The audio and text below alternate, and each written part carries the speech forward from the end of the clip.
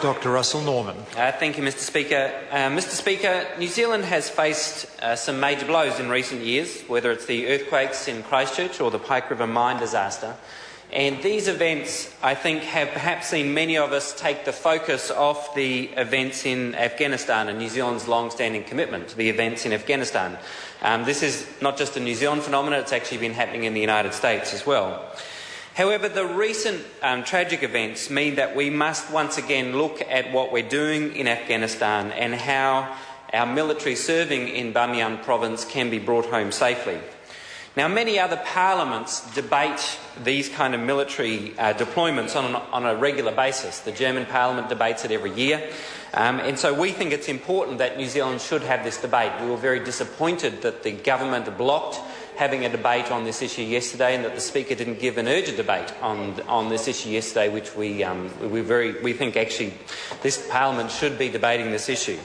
So I want to make it clear from the outset that we consider the current provincial reconstruction deployment should be the last. It should come to an end.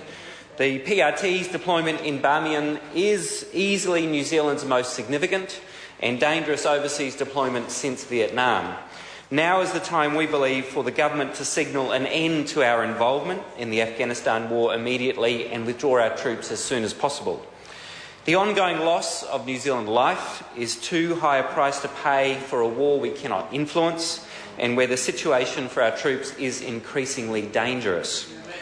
The role of the New Zealand force is no longer focused on simply reconstructing local communities and building schools, but rather patrolling a dangerous part of the country where our troops are being increasingly drawn into counter-insurgency operations that pose more dangers to them.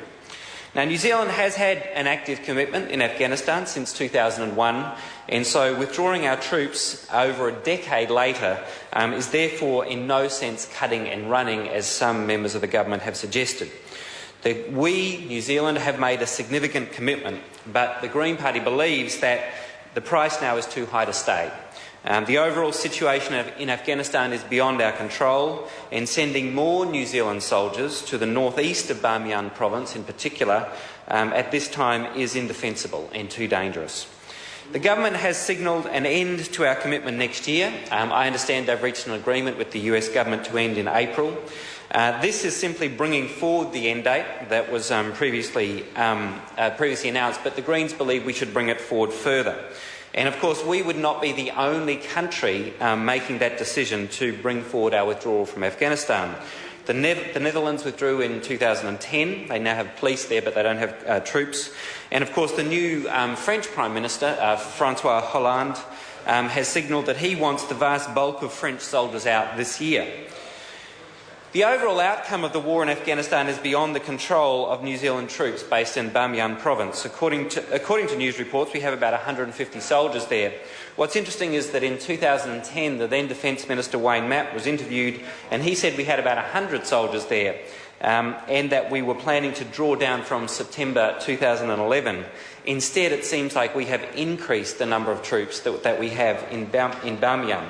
And this is after the current president of Afghanistan, Hamid Karzai, in early 2011 called for the withdrawal of the foreign provincial reconstruction teams in an interview with the BBC. So it was the president of Afghanistan that was calling for the withdrawal. Unfortunately, this advice has not been heeded, and rather than drawing down the PRT in Bamiyan, the New Zealand government instead has increased our commitment there. Now, I think it's important to note that the initial premise of our provincial reconstructions team was that it was not ostensibly a fighting force. The original Beehive statement by Mark Burton in 2003 clearly stated that the PRT was not considered a combat unit. Now, for many in New Zealand, the danger faced by our soldiers has perhaps been underplayed. We haven't realised the level of danger that they were exposed to, but now that's clearly there for all to see. As our PRT has been pushed further out from the centre of Bamiyan province, so the danger to our soldiers has grown.